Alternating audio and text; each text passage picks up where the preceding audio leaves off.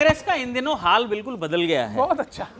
एक दिन गलती से भटकते भटकते मैं अकबर रोड की तरफ चला गया। ओहो। हाँ, तो उधर एक आदमी बड़ा बेहाल फटेहाल सा बैठा था। हाँ। मैं समझ गया कांग्रेस का ही समर्थक होगा, तो मैंने उससे बात की। मैंने उससे ये कहा कि भाई कांग्रेस का ये हाल क्यों है, कुछ सुधार के लिए करते क्यों नहीं। हाँ। तो बदले हुए सुर में उसने क्या कहा, सर कविता है, सुनिएगा। पार्टी हार रही है, सहयोगी साइड लगा रहे हैं, हाँ। मुद्दा वो उठा लिया जो जनता से लिंक नहीं कर पा रहा है। पार्टी का हाल सुधारने के लिए क्या करें, कांग्रेस का थिंक टैंक खुद थिंक नहीं कर पा रहा है। अच्छे, बढ़िया, बहुत अच्छे। ये तो कमाल हो गया। कांग्रेस का थिंक टैंक खुद थिंक नहीं कर पा रहा है। जिस ईवीएम से खुद जीतते हैं उसी पे सवाल उठाने लगे। अगली पंक्ति समझ जाओ और अच्छी लग जाए तो जोरदार ताली। जिस ईवीएम से खुद जीतते हैं उसी पे सवाल उठाने लगे। सबने समझाया अब तो संभल जाओ, वो सचमुच संभल जाने लगे। अब तो संभल जाओ। भाई कविता भैया, भाई वाह, भाई विनीत बहुत अच्छे। वो सचमुच संभल जाने लगे। अच्छा, गए भी कैसे, वहां जाम लग गया, इतनी तकलीफों इन लोगों को, इतने सारे वीडियो हमने देखे, झड़प भी हो गई आम लोगों में, कांग्रेस कार्यकर्ताओं में झड़प भी हो गई। तब सुनना, सचमुच संभल जाने लगे। पब्लिक की आवाज उठाने के लिए पब्लिक को दुखी करके रास्ता नाप दिया, जाम लगा, लोग गुस्साए और हमारा चुनाव चिन्ह हम ही पे छाप दिया। भाई जिंदाबाद। हमारा चुनाव चिन्ह हम ही पे छाप दिया। 10-12 साल से 89 चुनाव हार चुके हैं। अब तो लग गई है रेस, पहले 100 सेंचुरी कौन मारेगा, विराट कोहली के कांग्रेस। बहुत बढ़िया भाई, वाह, बहुत अच्छे। विराट कोहली के कांग्रेस। सरकार के साथ मिलकर विपक्ष को भी संसद चलाना है। अब आप तय कीजिए सर, आवाज उठानी है कि शोर मचाना है। बहुत बहुत धन्यवाद। बढ़िया बढ़िया, वाह वाह वाह। इन मुद्दों पर किसी भी सरकार को, ये चाहे वो भी मेरी सरकार हो या इनकी सरकार हो, यही मुद्दे नहीं, ये राष्ट्र के मुद्दे हैं और इन मुद्दों पर संवेदनशीलता से सबको विचार करना चाहिए। ये मस्जिद में खुदाई अभियान, ये सबसे कुछ नहीं होगा। इस सद्भाव की खुदाई और प्रेम की और आपसी भाईचारे की खुदाई मत कीजिए। देश में कैसे देश का विकास हो, इस पर प्रयास कीजिए और सबको करना चाहिए। देखिए किशोर जी, भारतीय जनता पार्टी जो कहती है वो करके दिखाती है। 370 हो, चाहे राम मंदिर का मामला हो, ट्रिपल तलाक हो, जीएसटी का मामला हो, और जो भारतीय जनता पार्टी ने जो वायदे किए वो पूरा करने का काम किया। प्रधानमंत्री किसान सम्मान निधि योजना के तहत, प्रधानमंत्री किसान सम्मान निधि योजना के तहत 6-6 हज़ार रुपए 11 करोड़ किसानों के खाते में सीधे जाते हैं। स्वामीनाथन आयोग की रिपोर्ट जो 1.5 गुना एमएसपी देने का काम हमने किया है, और 22 करोड़ लोगों को सॉइल हेल्थ कार्ड देने का काम किया, किसी से कार्ड देने का काम किया। ये अनगिनत ऐसी योजनाएं जो माननीय नरेंद्र मोदी लगातार करें, चाहे नैनो यूरिया की बात हो, इस तरह की योजनाएं लगातार लेके आए। घिसोगे कब तलक औरों का चंदन, ये बताओ तो। पहली लाइन ही गजब है। तो पहली लाइन पे ताली दे दो यार। अजय जी, घिसोगे कब तलक औरों का चंदन, ये बताओ तो। करोगे दूर कब मित्रों से अनबन, ये बताओ तो। मुसलसल दोष ईवीएम को ही देते राहुल जी, करोगे हार पर कब आत्ममंथन, ये बताओ तो। बढ़िया करोगे। और बहुत अच्छा एक मुक्तक यदि समझ में आ जाए तो, हवाएं तो सुहानी थी मगर तूफान बन बैठी, तुम्हारी खुद की दीवारें ही उनके कान बन बैठी। सर तुम्हारी बढ़िया। नहीं मानोगे बिल्कुल भी, मगर सच ये है राहुल जी, तुम्हारी गलतियां इनके लिए वरदान बन बैठी। तुम्हारी गलतियां। और सर और आखिरी सुन लीजिए, पोइट्री निकल के आई। धन्यवाद। सटायर में पोइट्री। और आखिरी सुन लीजिए सर, मैं एक ऐसे विषय पर अभी इंगित करना चाह रहा हूं जो देश भविष्य में देखने वाला है। सुनिएगा, बहुत दिन बाद अब संयोगवश ऐसी घड़ी आई, सदन में मिलके बैठेंगे बहन के साथ में भाई। मुखर ज्यादा है कुछ बहना, यही लगता है भाई पर, कहीं भारी न पड़ जाए बहन जी की ही परछाई। ध्यान रखना सर, ध्यान रखना। धन्यवाद सर, ध्यान रखिएगा सर। भाई साहब सर आपने जो भी सजेशन दिया है, सुझाव स्वीकारना हाँ, चाहिए सर। और पॉलिटिकल पार्टीज को, सभी को। धन्यवाद हम सर। हार रहे हैं तो कुछ कमी हम में भी हो सकती है, उसका हम सुधार करेंगे, लेकिन वो स्ट्रक्चर कह रही है हो सकती नहीं। कमी भी। हाँ हाँ, ठीक है, ठीक है, ठीक है, ठीक है, ठीक है, हम इसको स्वीकारते हैं, लेकिन साथ में मशीन और मशीनरी का भी खेल है। ये भी आसान नहीं है, ये षड्यंत्र भी दो लोगों की चल रही है देश में, इसको भी जनता को समझने की जरूरत है।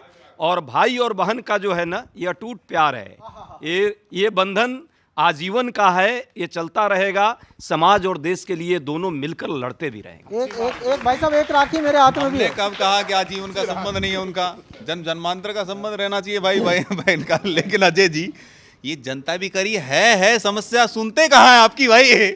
आपकी भी नहीं सुन रहे आपके बड़े लोग। कर रहे हैं, हमारे राष्ट्रीय अध्यक्ष ने कहा है कि भाई हम साहब, भाई जो साहब। हम में कमी होगी हम उसकी सुधार करें। आम आदमी की बात सुन लो भाई साहब। सर 10 सालों में कांग्रेस 47 विधानसभा चुनाव हारी है।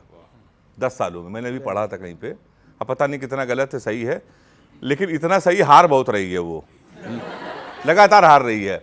इतना वो हार रही है कि देखिए, सर्दी दिसंबर सर शुरू हो गया है, तो हम लोग स्वेटर लेते हैं, जैकेट लेते हैं। राहुल गांधी जैकेट वाले के पास गए, कहने लगे भैया हमको एक जैकेट दे दो, तो उसने कहा किस कलर की, तो कहा green. Rahul Gandhi green colour की जैकेट पहन कर आए, उन्होंने सोनिया जी से पूछा, मम्मी जी से, मैं कैसा लग रहा हूँ? उसका जवाब सुनिएगा और आनंद आ जाए तो ताली बजाएगा। तो राहुल गांधी ने पूछा मैं कैसा लग रहा हूँ, तो सोनिया जी ने कहा जैकेट वाले तक ने तुमको हरा दिया है।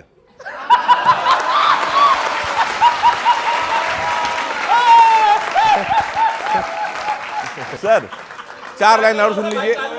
अभी केजरीवाल पे सर अभी पानी किसी ने फेंक दिया, तो पूछा जा रहा है किसने फेंका, कोई कबूल करने को तैयार नहीं है। उस पर सुन लीजिए। भाजपा बोली वो घटना हमारे द्वारा किसी ने मानी नहीं है। कोई पार्टी ये नहीं कह रही कि पानी हमारे द्वारा हमारे लोगों ने फेंका। वो घटना हमारे द्वारा किसी ने मानी नहीं है, ये बात इतनी भी पुरानी नहीं है। भाजपा बोली आदमी तो हो सकता है हमारा, पर ये सच है हमारा वो पानी नहीं है। भाजपा बोली वो आदमी तो हो सकता है, पर ये सच है हमारा वो पानी नहीं है। हम पानी बर्बाद क्यों करें, हम भाजपाई हैं, राष्ट्र वंदना गाने निकले हैं। हम पानी क्यों बर्बाद करेंगे जबकि हम बचाने निकले हैं। हमारी हरकत होती तो आप ऊब सकते थे, हम देते तो चुल्लू भर देते जिससे आप डूब सकते थे। बहुत बहुत धन्यवाद। ये मिडिल क्लास वाली महंगाई कम करनी नहीं है या करोगे, कुछ है इलाज? किशोर जी, भारतीय जनता पार्टी जो कहती है वो करती है, और आप अगर कह भी नहीं रहे अब तो। कहती है वो करती है।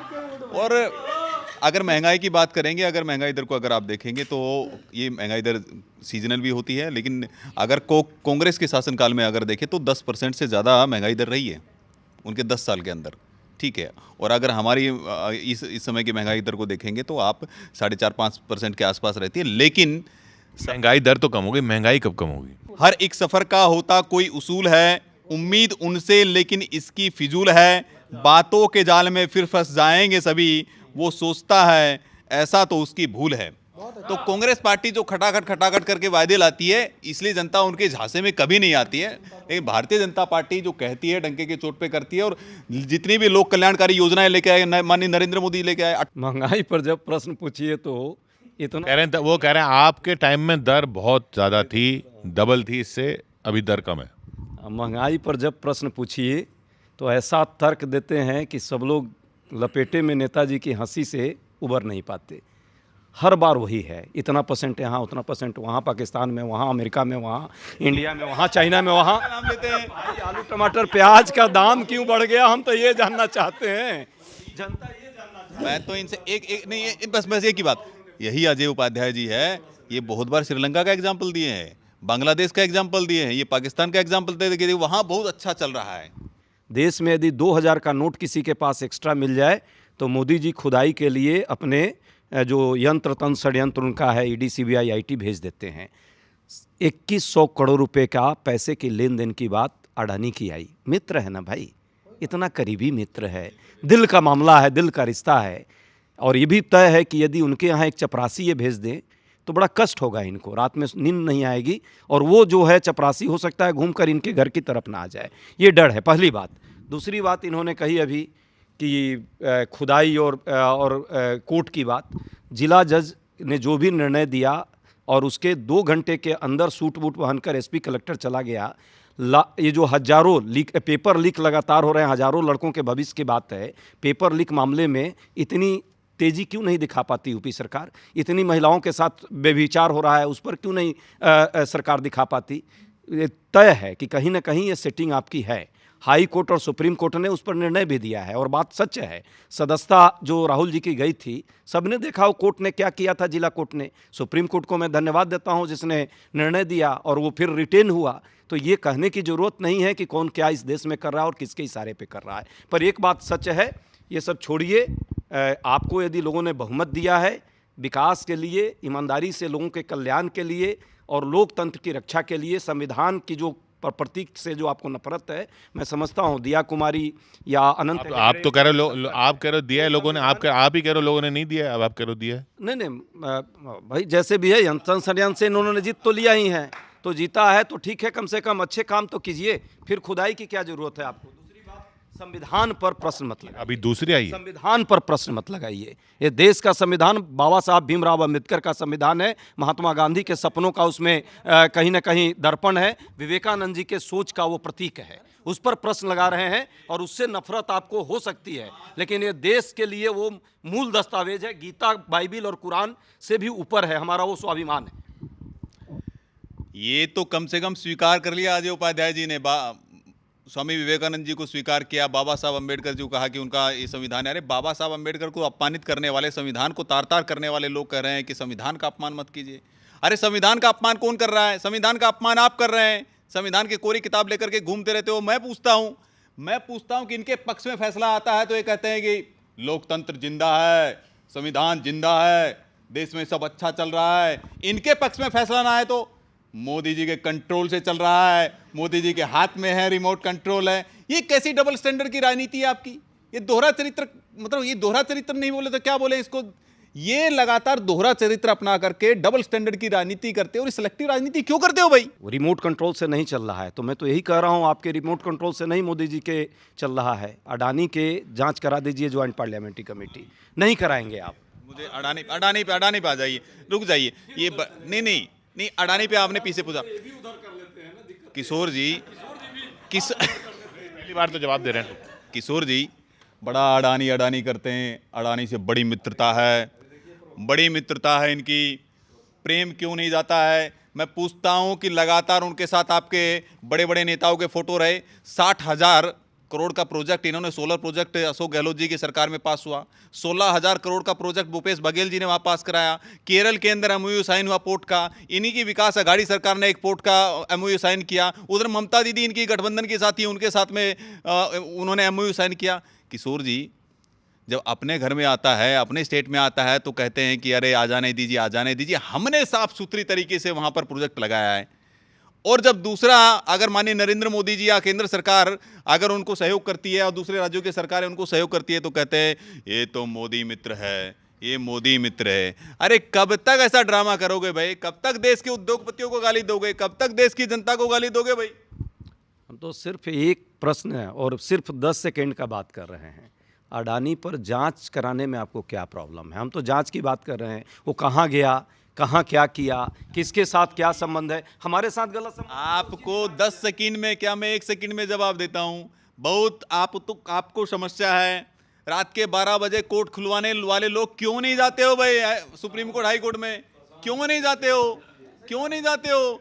क्यों परेशान कर रहे हो देश के उद्योगपतियों? देखिए मनोज भाई, मनोज भाई प्रयास जरूर कर रहे हैं कि अडानी का प्रवक्ता बने और देखिए अच्छा एक बात बताओ, आप सब पूछते हो सवाल, आप सवाल पूछते हो और फिर वो जवाब देते तो कह रहे प्रवक्ता बने, इनसे क्यों पूछ रहे हो? फिर अडानी से पूछो जाके।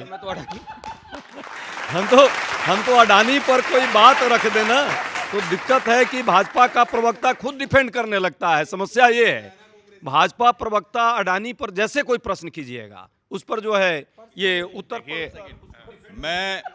मैं अडानी का प्रवक्ता नहीं हूं, मैं देश के नागरिक जो हमारे उद्योगपति है उनके पक्ष में खड़ा हूं। मैं जॉर्ज सोरोस का प्रवक्ता नहीं हूं, मैं विदेशी ताकतों का प्रवक्ता नहीं हूं, जो आतंकवादियों का प्रवक्ता नहीं हूं, बाटला एनकाउंटर में मारे गए उनके लिए प्रवक्ता नहीं हूं, अफजल गुरु का प्रवक्ता नहीं हूं, याकूब मेनन का प्रवक्ता नहीं हूं, पाकिस्तान का प्रवक्ता नहीं हूं, चीन का प्रवक्ता नहीं हूं, लेकिन भारत के 135 करोड़ देशवासियों का मैं प्रवक्ता बनना पसंद करूंगा।